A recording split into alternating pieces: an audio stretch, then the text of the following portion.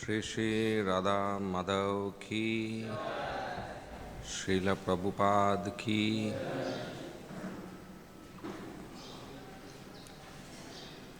Om Namo Bhagavate Vasudevaya.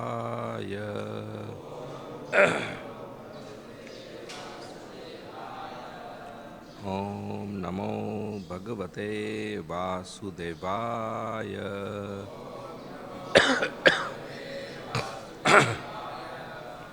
Om Namo Bhagavate Vasudevaya.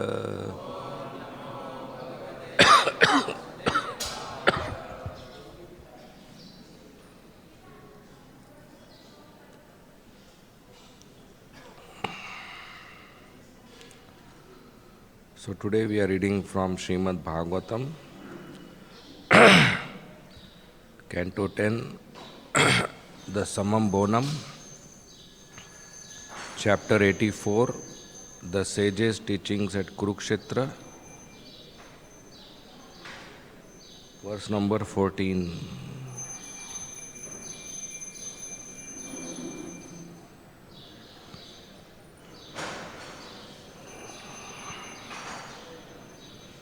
Okay.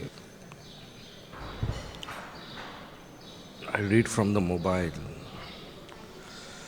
This font is too small.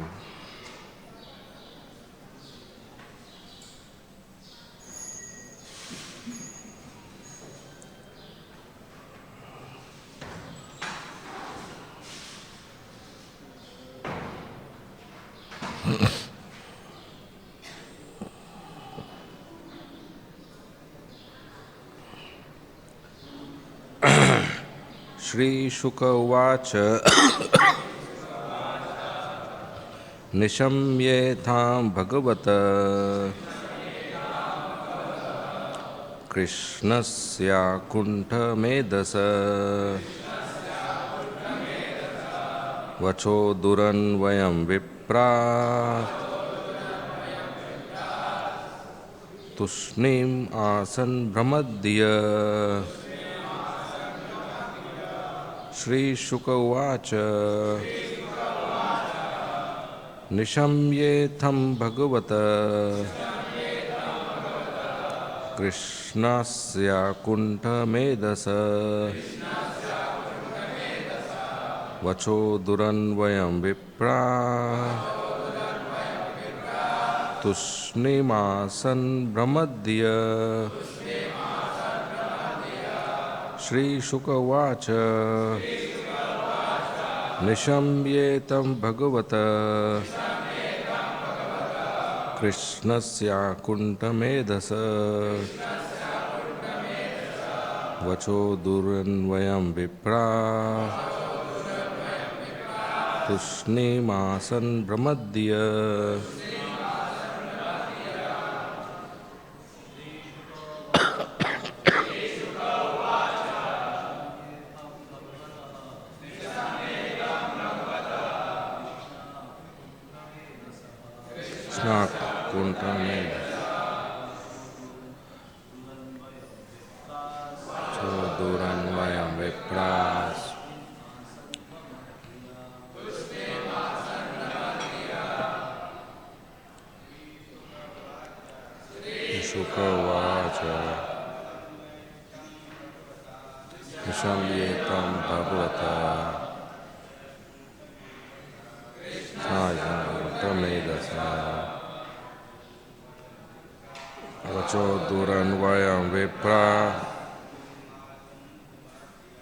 Tushnimasan Brahmadya.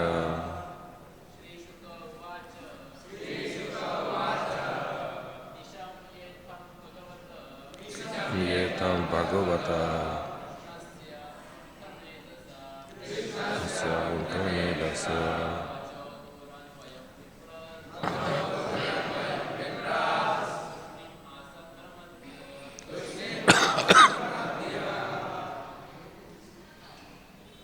Matajis. Shri Shuka Uvacha Nishamyetam Bhagavata Krishnasya kuntamedasa vacho duranvayam vipra tusnim asam brahmadya. Shri Shuka Vacha.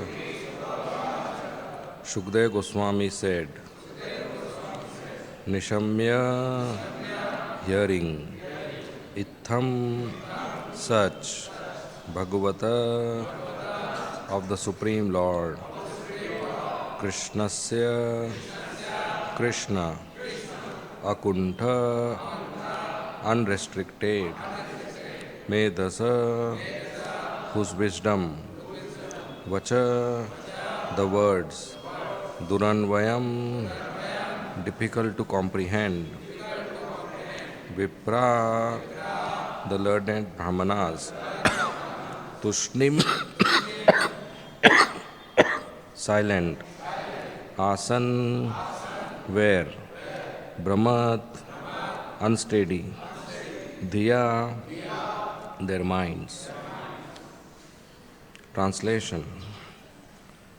Shukadeva Goswami said, hearing such unfathomable words from the unlimitedly wise Lord Krishna, the learned Brahmanas remained silent, their minds bewildered.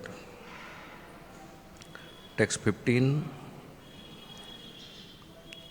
Translation. For some time, the sages pondered the Supreme Lord's behavior, which resembled that of a subordinate living being. They concluded that he was acting this way to instruct the people in general. Thus they smiled and spoke to him, the spiritual master of the universe. Purport by the disciples of Srila Prabhupada. Srila Sridhar Swami explains the verse Ishitavyata as referring to one's not being a controller, or in other words, to being under the law of karma, obliged to work and experience the results of one's work. While addressing the sages, Lord Krishna accepted the role of a subordinate living being to emphasize the importance of hearing and serving saintly Vaishnavas. The personality of Godhead is also the supreme teacher of spiritual surrender.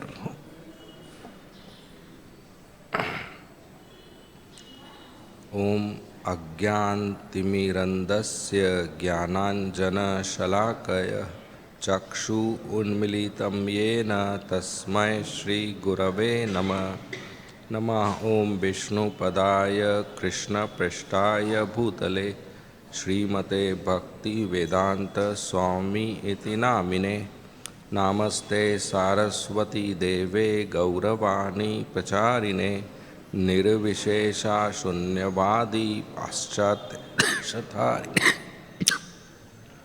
Jai Shri Krishna Chaitanya Prabhu Nityananda Shri Advaita Gadadhar Shri Vasadi Gaur Bhakta Brinda Hare Krishna Krishna Krishna Hare Hare Rama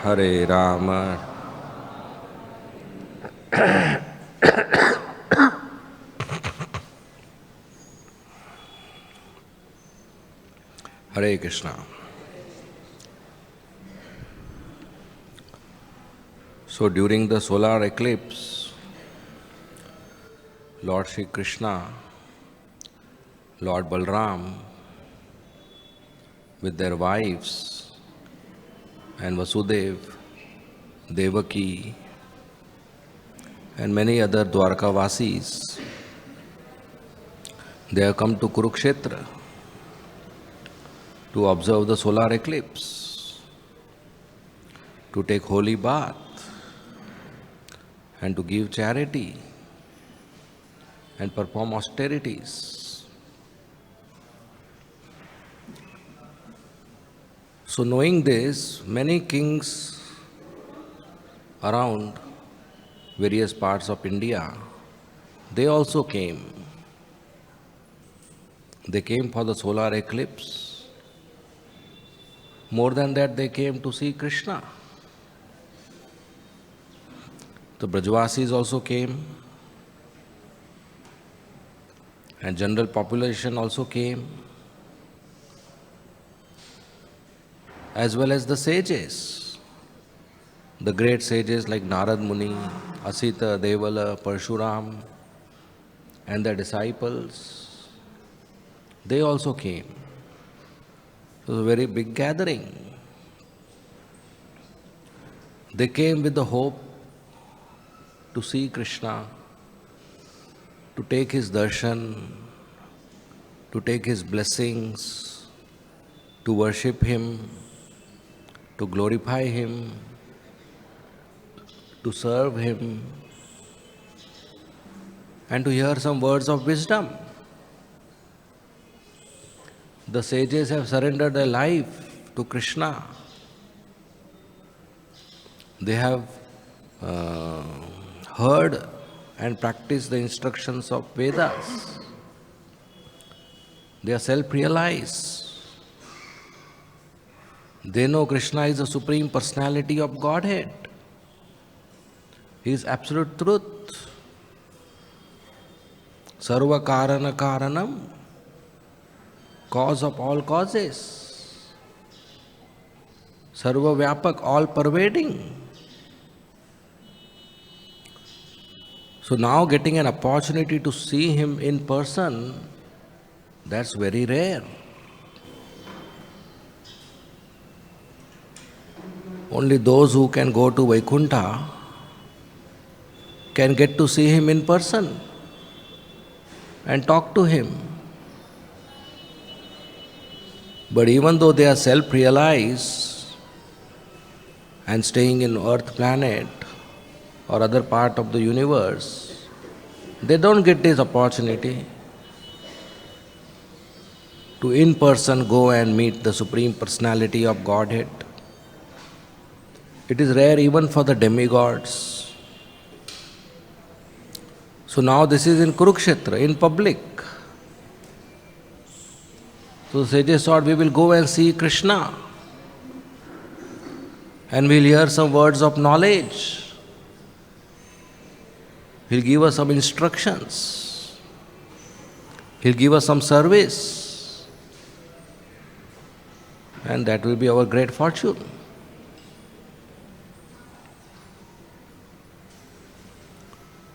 So they came. But what did Krishna do? Krishna told them, I am greatly fortunate to see you. You are all great souls, Mahatmas. By seeing you, I am purified. So Krishna expressed himself as a subordinate. Instead of giving instructions, Krishna glorified them and waited to receive their instructions. So here are the sages who have once in a lifetime opportunity to go and see absolute truth, the Supreme Personality of Godhead, and worship him. And unexpectedly, the absolute truth is bowing down to them. The absolute truth is saying, I am subordinate to you. This was unexpected. This was beyond the possible options the sages thought would happen. Before coming, the sages would have thought we would go, we would touch his feet, we would pay him obeisances, we would worship him, he will bless us, he may touch his hand on our head. Some expectations are there, some options are there. But they never had this option that he will bow down to us. He will pay obeisances to us. He will glorify us. This was never their option. So sages couldn't understand what is happening. So they remained silent. They didn't know what to say. They were bewildered. In Srimad Bhagavatam, we'll see this bewilderment of devotees is happening often. When the four Kumaras, they were eager to see Narayan and they approached the gates of Vaikuntha. The Jai Vijay on the seventh gate, they stopped them. And the four Kumaras cursed Jai Vijay to fall down. So at that time Lord Narayan appeared on the scene. And appearing on the scene, Lord Narayan spoke to the four Kumaras as if he is obliged to them, as if they had done something very nice, as if they have done some great service. He said, I am very grateful to you for cursing Jai and Vijay. And four Kumaras couldn't understand what is happening. We have come here uninvited and we created a quarrel right in his house at the gate, and he's coming and thanking us. He's coming and sharing his obligation and he's glorifying us and he's telling us that you are very great. Lord Narayana told the four Kumaras that not only Jai and Vijay, I am ready to cut my arm if my arm gives you trouble. You are so great personalities. I love the Brahmanas more than my own Lakshmi.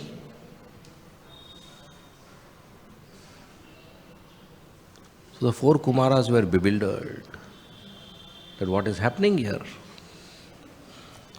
He is telling that he is subordinate to us, but he is Supreme Personality of Godhead.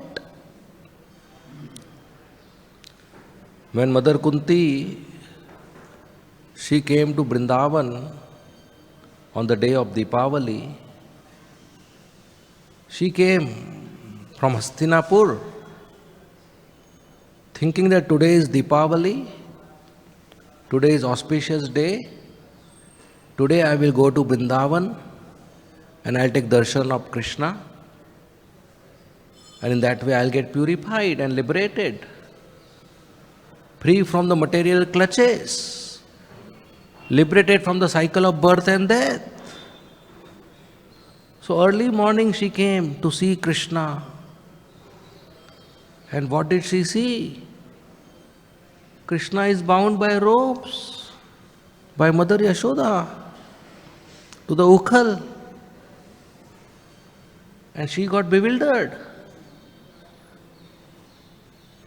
She thought, I came here so that I get free from cycle of birth and death.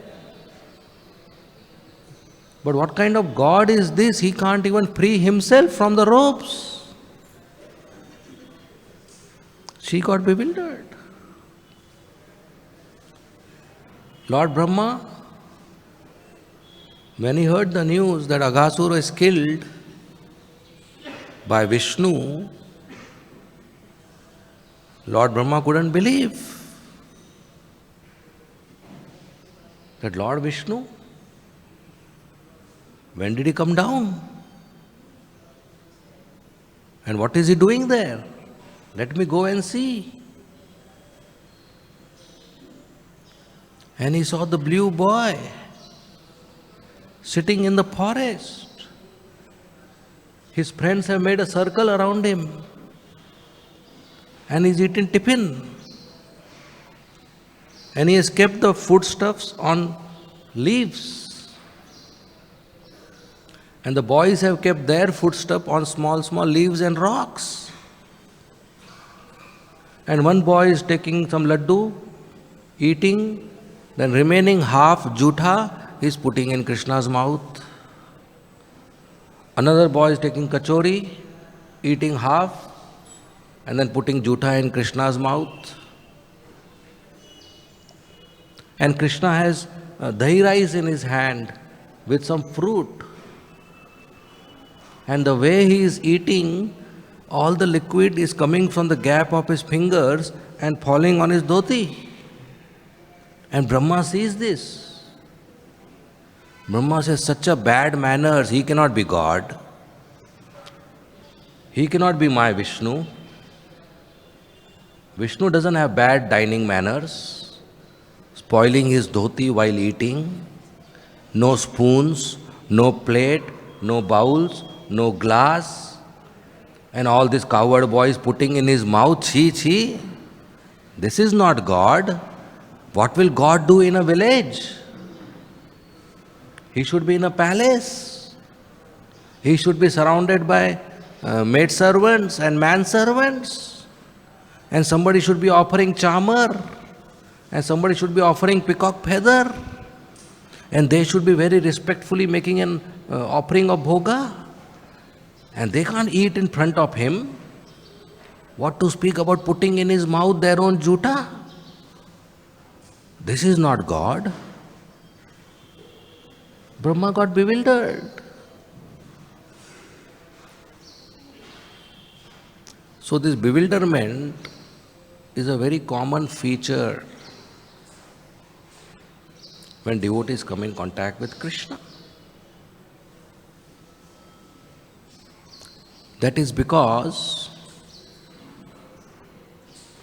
when I think that I understand Krishna and I see Krishna does something which doesn't fit my understanding, I will become bewildered. And Krishna can never be understood completely.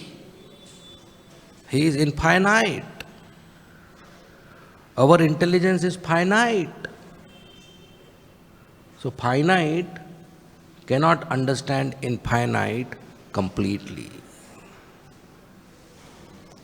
So whatever we understand, there will be something remaining to understand. And when we come across what is remaining, it will not fit our understanding. And that's bewilderment. In fact, the more we understand Krishna, the more we do not understand Krishna.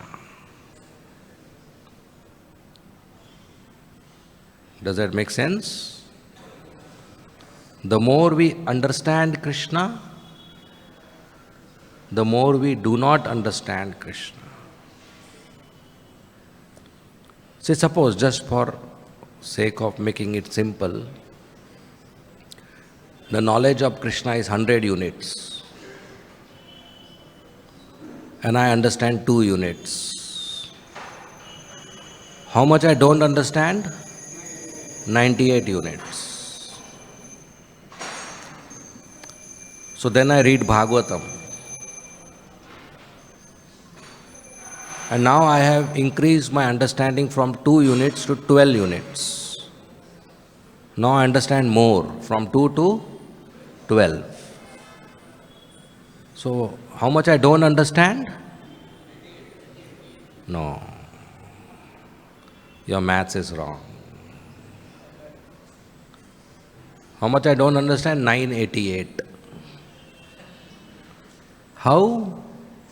Because when I went from 2 to 12, I realized the estimation of 100 was wrong. When I was 2, I thought Krishna is 100. But when I became 12, that 100 got modified. No, Krishna is not 100. I was wrong. Krishna is 1000. I know only 12. So how much I don't know? 988. So I read Bhagavatam more. Now I go from 12 to 22.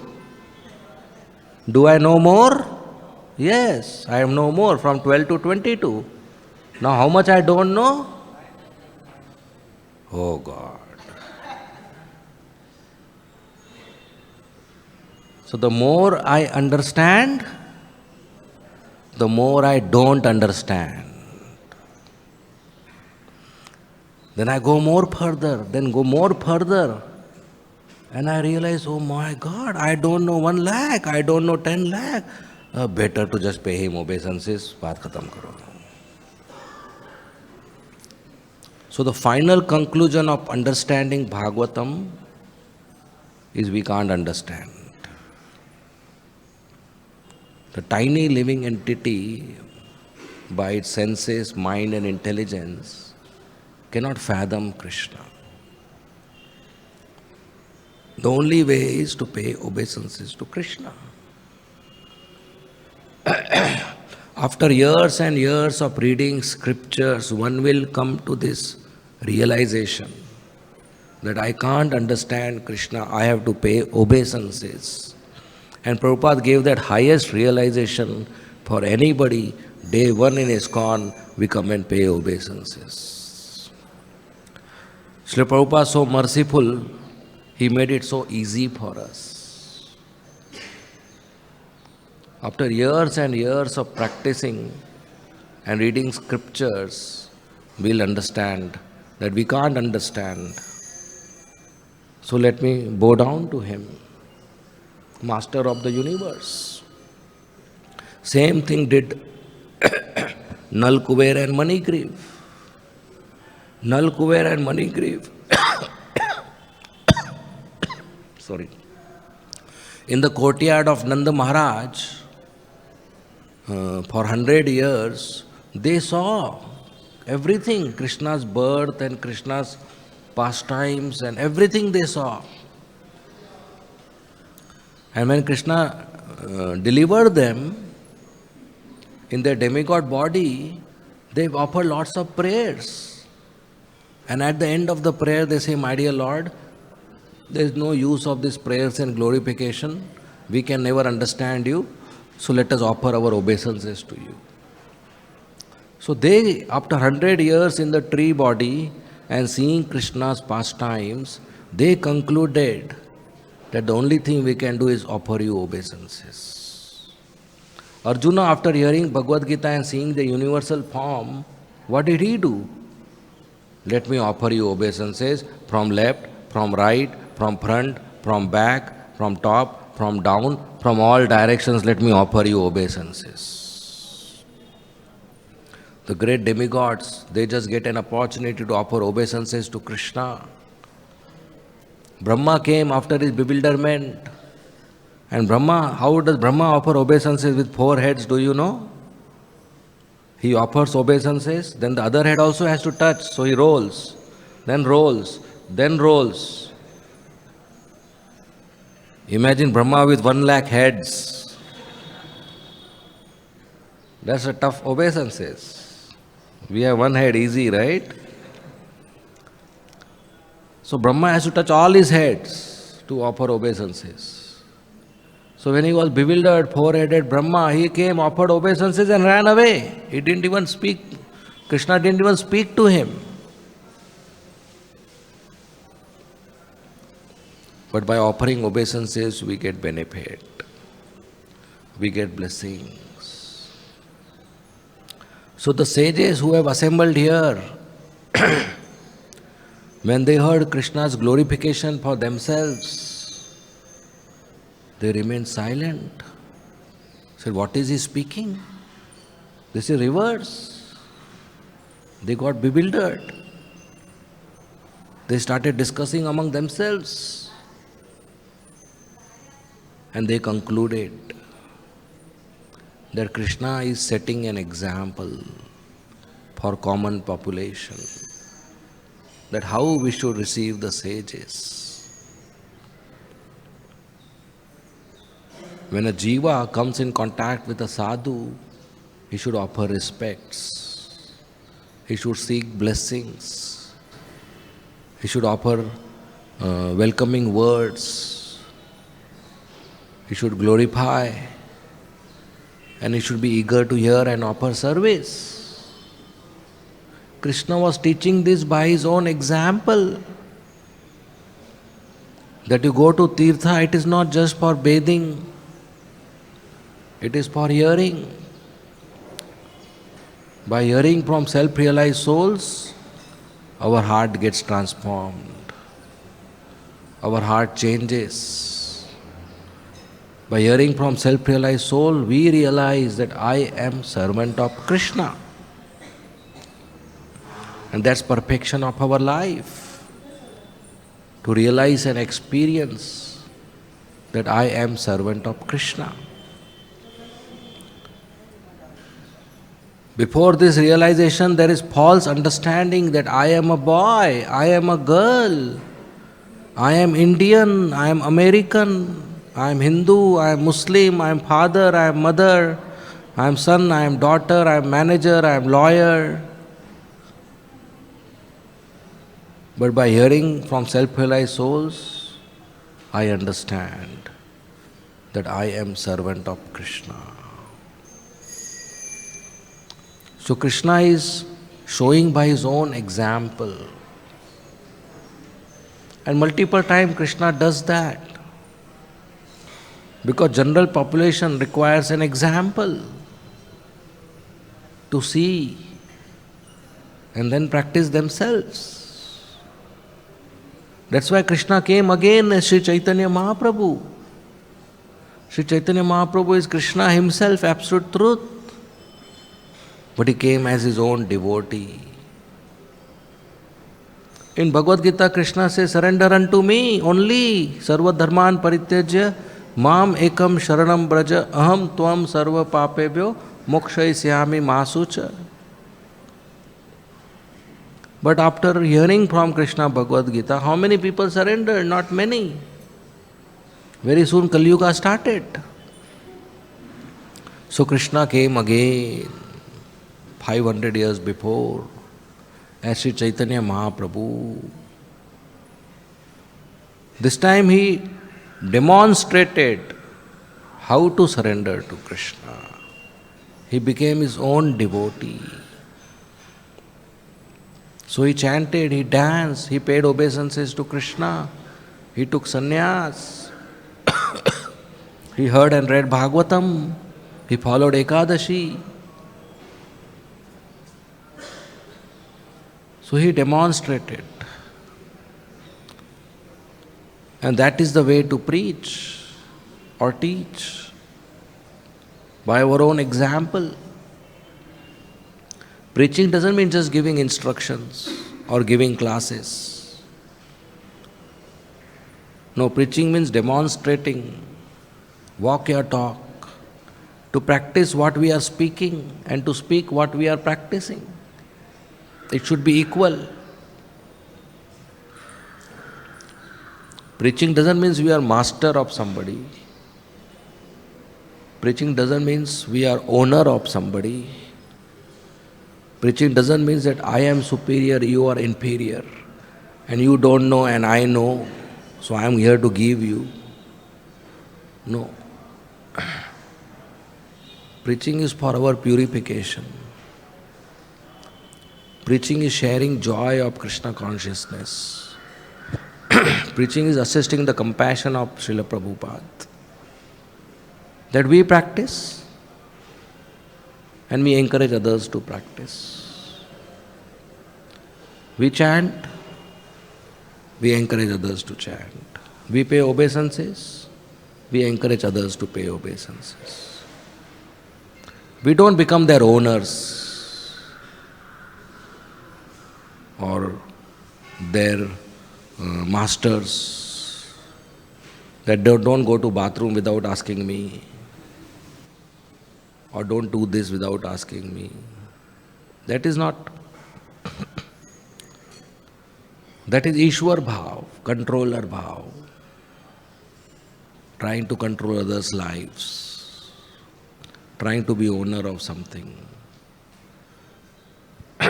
One is owner of objects, now owner of somebody's life. Only Krishna can be owner of somebody. He is most reliable, most dependent master, where we can give our life to him and he will not exploit or manipulate or abuse. But if an imperfect person becomes owner of somebody else, then even if he has good, sincere heart and intention, he will still exploit because he is imperfect. And that is not service to Krishna. So preaching is setting an example. So the sages concluded that this is your human pastime, wherein you are bowing down to us as if you are subordinate. But you are actually demonstrating to general population how to deal with Vaishnavas, how to deal with sages. Then now the sages start glorifying Krishna's way of preaching. And that we will read in the next verse.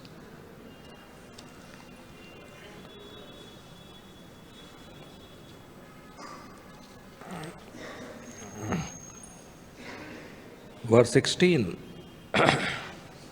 The great sages said, "Your power of illusion has totally bewildered us, the most exalted knowers of the truth and leaders among the universal creators. Ah, how amazing is the behavior of the Supreme Lord! He covers himself with his human-like activities and pretends to be subject to superior control." Purport: the sages have characterized the Lord's statement as inscrutable, Durnavayam. How this is so is stated here. His words and activities bewildered even the most learned when he plays at subordinating himself to his own servants. Next verse. Indeed, the human-like pastimes of the Almighty are simply a pretense.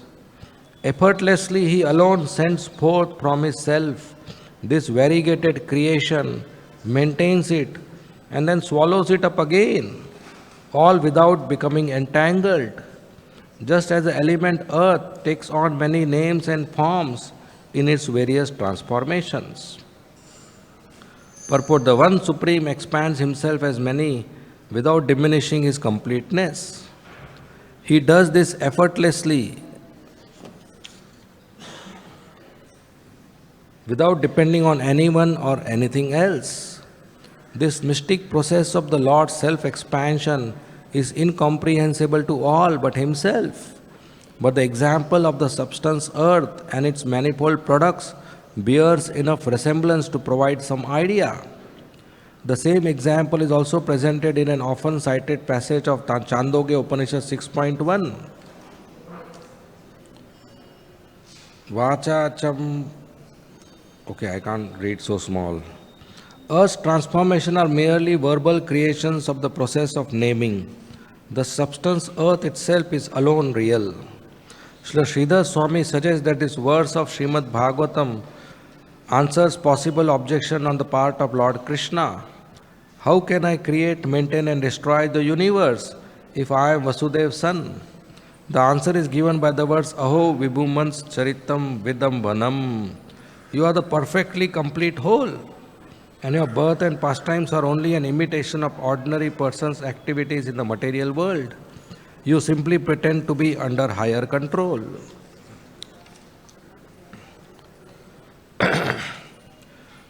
So the sages are trying to make sense of what is happening.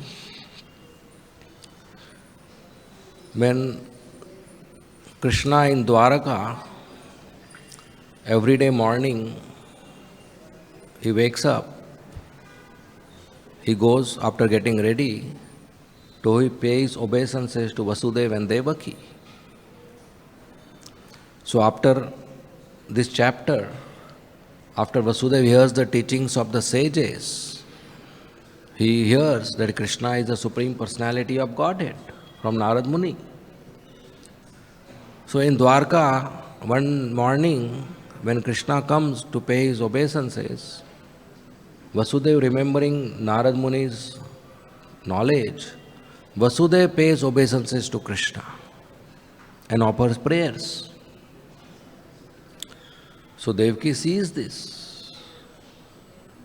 And first she is confused that instead of Krishna paying obeisances to Vasudeva, the father is paying obeisances to son today.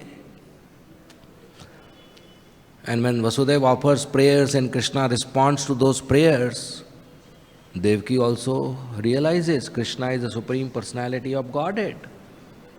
So she offers prayers and she says, "My dear Krishna, I have a question." Krishna said, "Tell me, mother, what is your question?" He said, "My dear Krishna, I have heard that all these gigantic universes, not planets, universes, there are unlimited universes. I have heard all these gigantic universes are in your belly, in your stomach. That's Mahavishnu, who when breathes out, exhales, the universes come out of the pores of his body. So I have heard all these gigantic universes are in your belly." Devaki is asking Krishna. Now what will Krishna answer? He said, "Yes, what you have heard is true." So Devaki said, "My dear Krishna, my question is, if all these universes are in your belly, how come you came from my belly?" That's inconceivable. Where is Devaki? Inside a universe. Where is universe? Inside Krishna. Where is Krishna? Inside Devaki. Nobody can understand this. So the sages are trying to make sense of something which they cannot understand, which nobody can understand. If somebody says Mumbai is in India, India is in earth and earth is in Mumbai, not possible. But that's what is happening. So the sages say your illusion is very powerful. It is not fact, but it appears to be fact. You are not subordinate to us. You are not ordinary human. But when you talk, when you behave, when you act, it appears to be factual. It appears you are subordinate to us. But on the back of mind, we know you are absolute truth. So this is very big bewilderment. So that's Krishna's Maya, who even great scholars and leaders of the universe cannot overcome. Mama Maya Durataya. What to speak about conditioned souls? The conditioned souls are under the three modes of material nature, under the power of illusion. And the biggest illusion is, I think I am not in illusion. I am not in Maya. That's default. That's there. Maya has covered our knowledge. Maya has pulled us down. So the sages are saying that what you are doing is a pretense, a drama, but it is effortless. It is not that for a pretense, if you want to behave what you are not, there's a very big struggle. If you want to behave what you are not, it's a very big struggle to keep a face, unreal face in front of people. You are something else in private, and in front of people you have to behave in a particular way. That is very big struggle. Those who pretend to be pure devotees or great sadhus, but in private they can't even control their senses, they are doing a very big struggle on their own soul, on their own mind and intelligence. And that bewilders them. And that pretense makes them fall down. So it is very big effort required to behave what you are not. So Krishna is God. He is not ordinary living entity. But without effort, he presents himself as a subordinate living entity. Without effort, he cries on the lap of Mother Yashoda. Without efforts, he goes and steals butter. Without efforts, he runs behind cows. Without effort, he expresses his feeling of hunger and thirst. That is his powerful illusion. That is in fact Yoga Maya.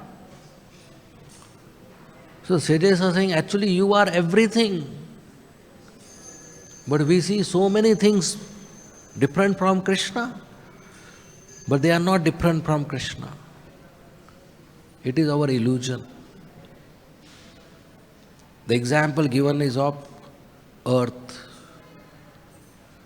From earth we have various substances like bowls, plates, glass,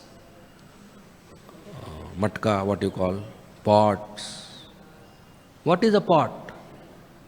Earth. But we give a different name and we think it's not earth, it is a pot. It is pot, it is not matti, it is pot. But it's the earth only. So there are so many objects around us and we give it a different name: fan, table, wall, floor, mobile, cloth. But it's all Krishna. Vasudevam sarvamiti samatma sudurlabha. We don't see Krishna everywhere, but he is everywhere. He only has expanded into everything. But we see varieties, we see dualities, we see this is Krishna, this is not Krishna. How can there be something not Krishna when Krishna is the only person before the creation? So after the creation everything is Krishna. But because of the illusion we see Krishna and not Krishna. Janmadi asayataha. The creation is non-different from the Creator. So you are all-pervading.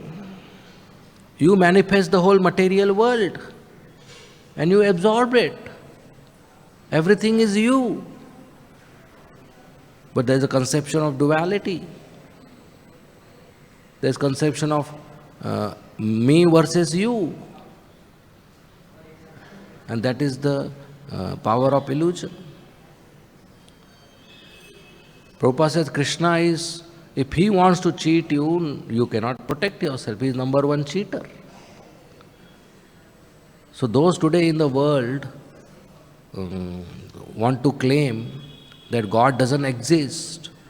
Krishna gives them enough intelligence and observation so that they are comfortable with this idea that God doesn't exist. That also is given by Krishna. So everything emanates from Krishna.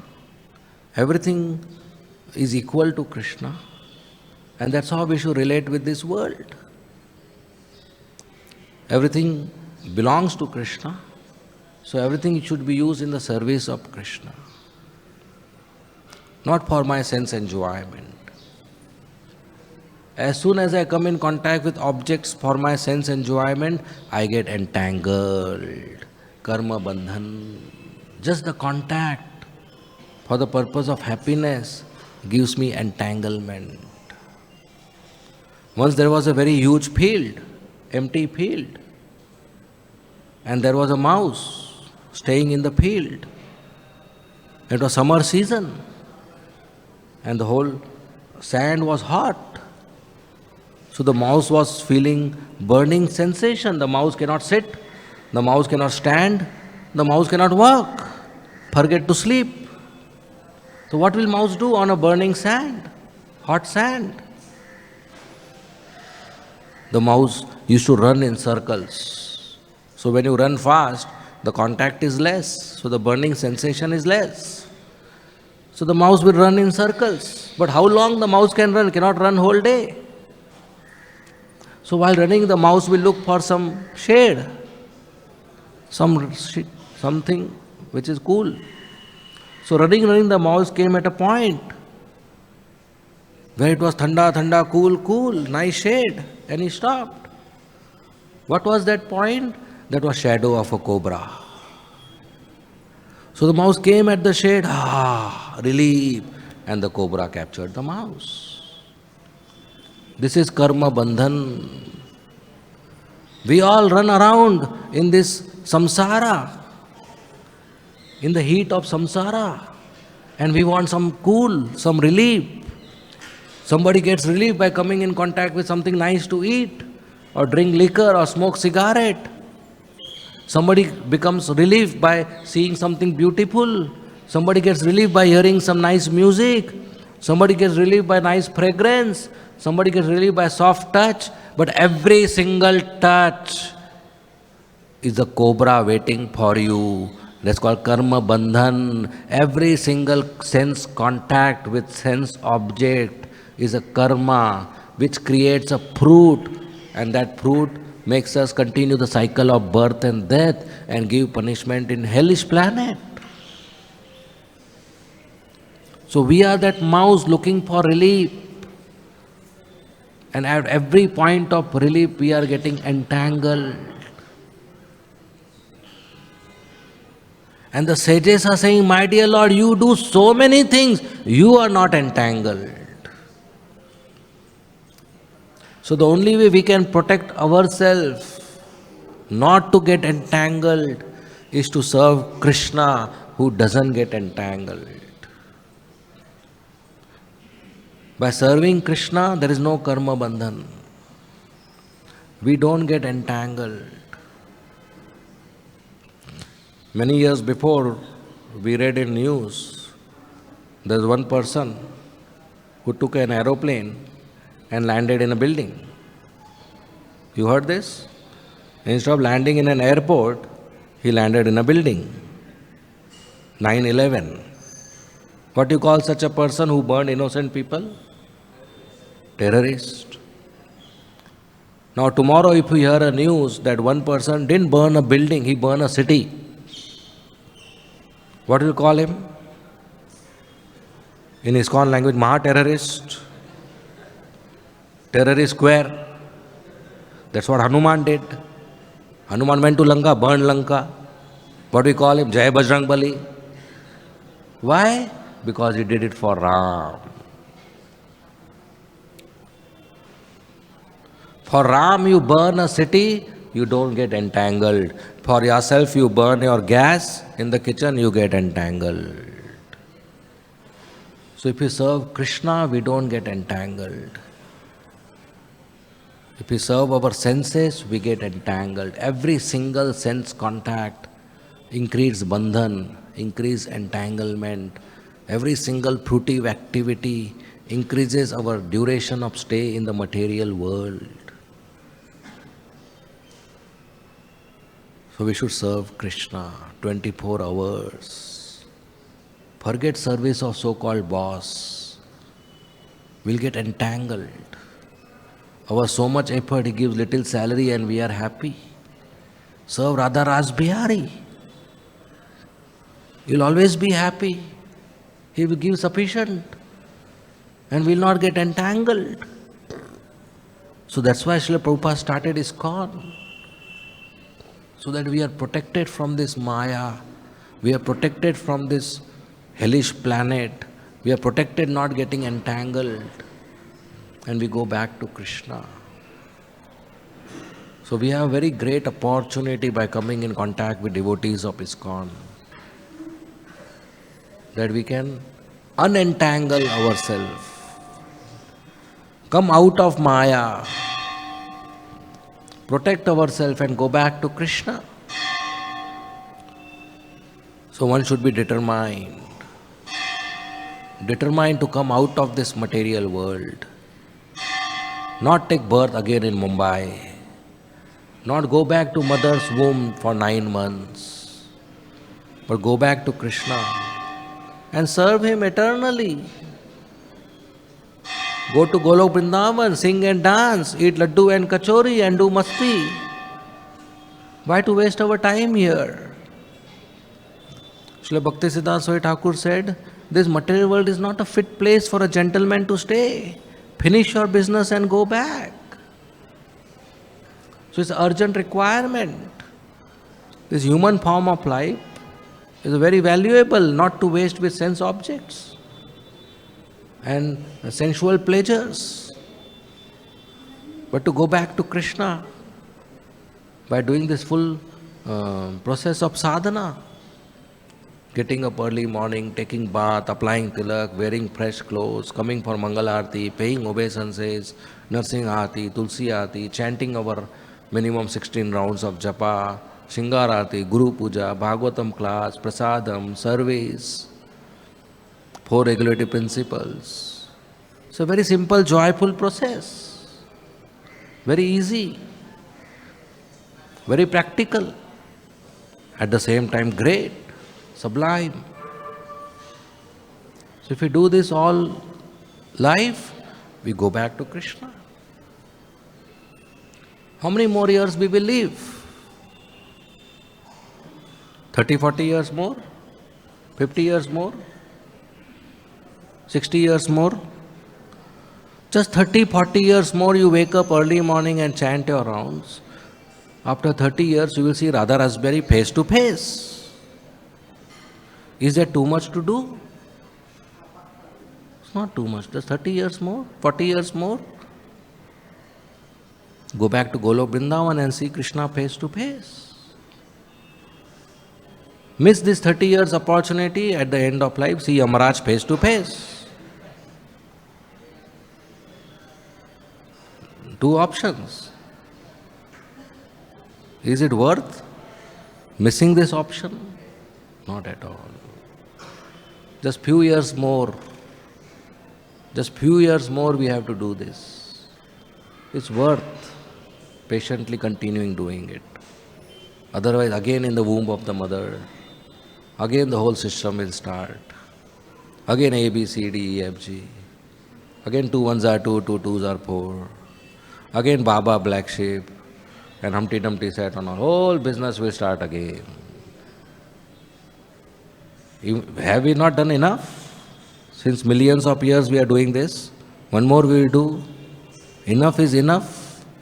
So this life, last life, should be determined to go back to Krishna. Srila Prabhupada has given us that process. So we should follow that. We'll end here. Thank you very much. Srimad Bhagavatam ki jai. Srila Prabhupada ki jai. Hare Krishna.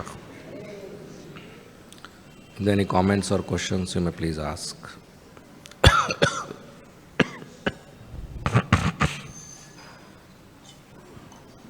Hare Krishna, Prabhuji. Thank you for the class.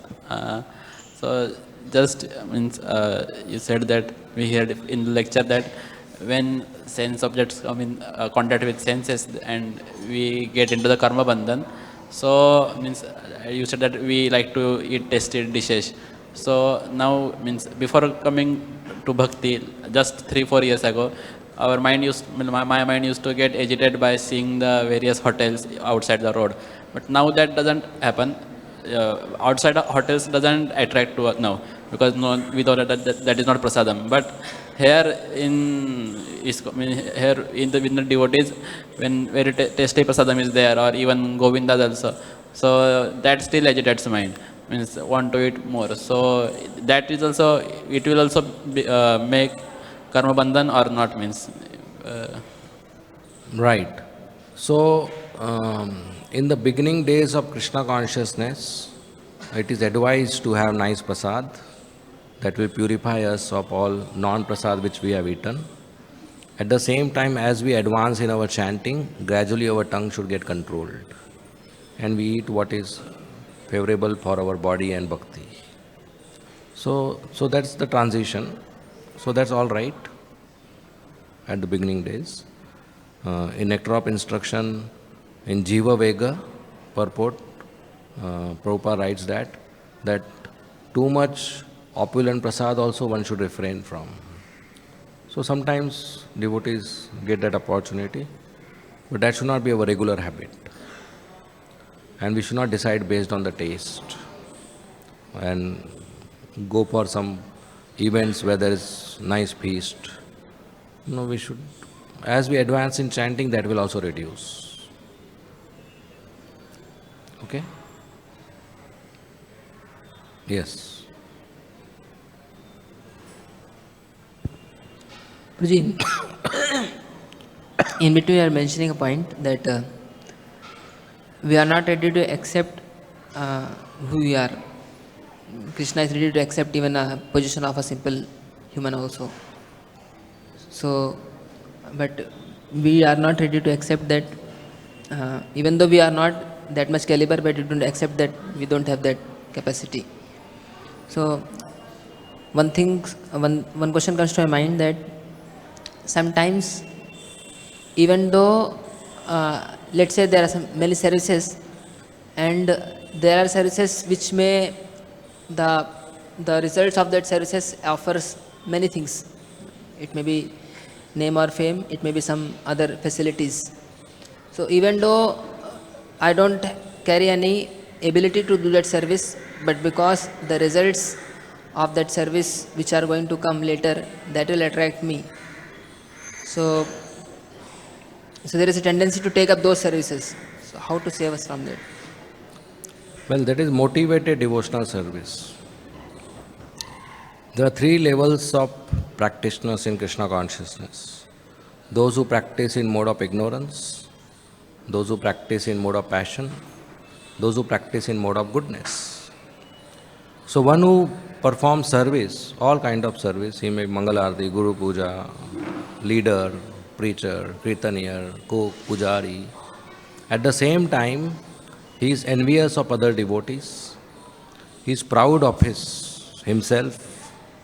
He is angry and violent. And he has a separatist mentality, which means he wants something other than Krishna. That is service in mode of ignorance. One who practices all devotional service, at the same time he wants some name, fame, facilities, wealth, post, position, followers. That is devotional service in mode of good passion. And somebody who performs devotional service and he wants relief from material miseries and liberation from cycle of birth and death, that is devotional service in mode of goodness. And somebody performs devotional service and there is no reason why he is performing devotional service, that is pure bhakti. So what you are saying comes in mode of passion, that this is a service which will yield some material benefit, and that material benefit is in the mind as a goal, and that's why I am doing that service. So we have to come out of this. When we do our morning program nicely, chant and hear nicely, we gradually go from ignorance to passion, from passion to goodness, and in association of pure devotees, we can come to pure devotional path. So we should aspire for that. So meanwhile, we may transit ourselves, we may continue our services, but we should aspire to make a change in our heart, that I serve Krishna only for Krishna's pleasure, not from these material benefits. The very material benefit for which I am serving, that same material benefit will give me lots of pain later on, because I am attached to it. Attachment to any material benefit gives pain to us later. So it's not worth it.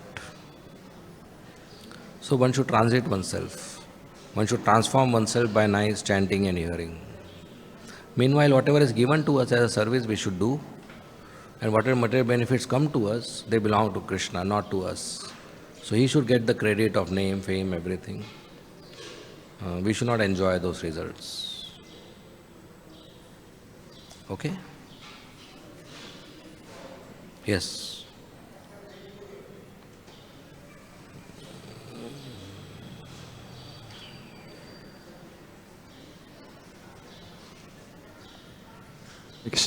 Hare Krishna, Prabhu. Thank you for the nice class.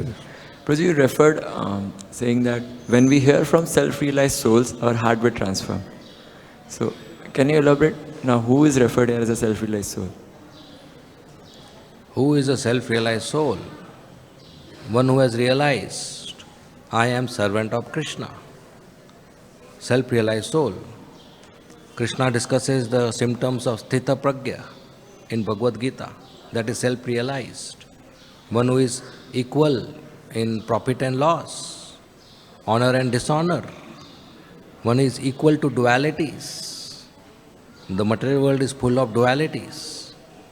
Whatever experience you have, there is another side of that experience. If there's cold, there is hot. If there's profit, there is loss. If there's true, there is false. If there's male, there is female. If there's gold, there is rock. If there is summer, there is winter. If there's honor, there is dishonor. If there's fame, there is infame. Material world means two extremes. Self-realized is a person for whom both extremes is neutral. He gets profit, he is neutral. He gets loss, he is neutral. He gets honor, he is neutral. He gets dishonor, he is neutral. A conditioned soul will not be neutral.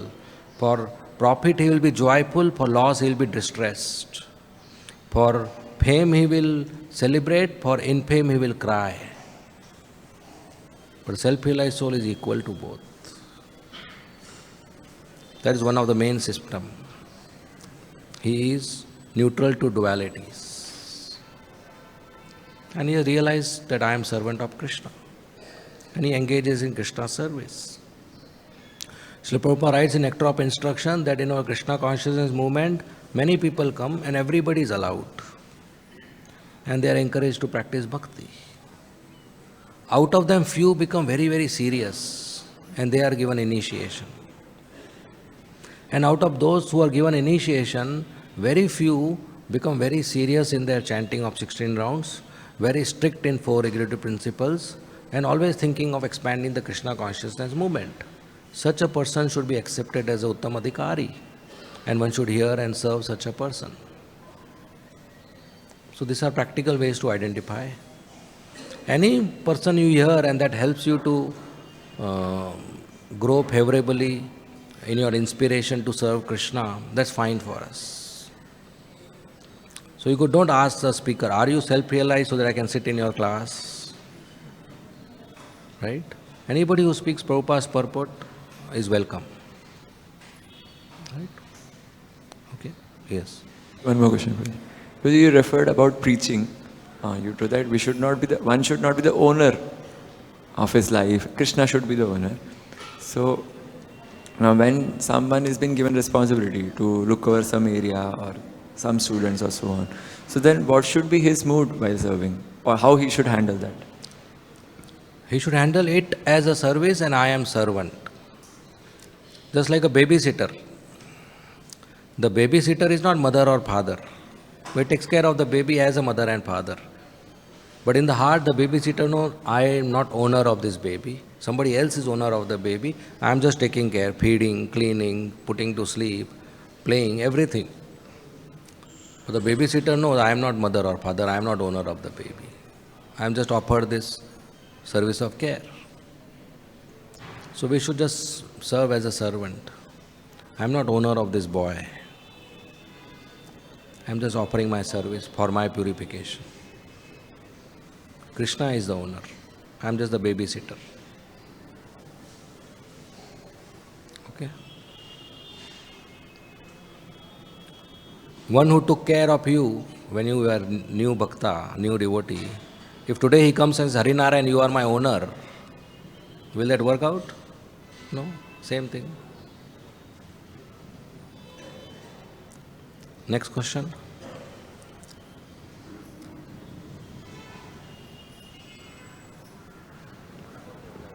Hare Krishna Prabhu.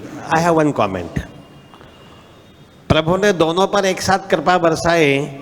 द्वारपाल चाहते थे वे अंदर नहीं जाए तो वे अंदर नहीं गए, और वे चाहते थे प्रभु का दर्शन करें.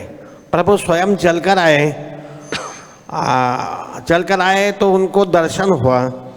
सनत कुमार बोले, प्रभु हमने बड़ा अपराध किया है, आपके द्वारपालों को शाप दिया है, आप हमें जो दंड देना चाहे दे सकते हैं, हम आपके प्रति समर्पित हैं.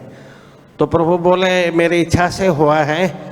और फिर उन्होंने बोला, उनको ऑप्शन दिया गया, 7 जन्म तक धरती पर रहोगे भक्त बनकर या 3 जन्म तक आसुर बन के. तो जय विजय ने स्वीकार किया कि जल्दी वापस लौटने के लिए आसुर बनकर रहेंगे और जल्दी वापस आएंगे. तो उनको फिर 3 जन्म के बाद वापस चले गए वैकुंठ. हरे कृष्ण. हरे कृष्ण. धन्यवाद. Thank you very much. Srila Prabhupada ki jai. Hare Krishna.